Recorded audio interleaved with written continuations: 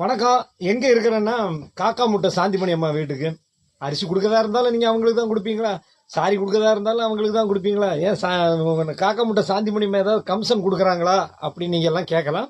உண்மையில அவங்க எனக்கு கமிஷன் கொடுக்குறாங்க. ஏன்னா எப்போ நான் அவங்க வீட்டுக்கு வந்தாலும் எனக்கு வந்து ஒரு 10 ரூபா ஜூஸ் ஒன்று அதுக்காகவே வந்து அந்த கமிஷனுக்காக நான் அவங்களுக்கு அரிசி ஆனாலும் மளிகை சாமானா இருந்தாலும் சாரியா இருந்தாலும் கொண்டு கொடுக்கறது வழக்கம். இந்த சாரி வந்து ஒரு 10-12 சாரி வந்து இன்னைக்கு நமக்கு அந்த உமா வந்து என்னோட ஃப்ரெண்டு உமா வந்து எங்க ஏரியா மக்கள் கொஞ்சம் பேருக்கு கொடுக்க சொன்னாங்க. அவங்களும் கொடுத்துட்டு ஒரு 10 அங்கே கொடுத்தேன். இங்கே ஒரு 2 சாரி வந்து சாந்திமணி அம்மாவுக்கு கொடுக்குறேன்.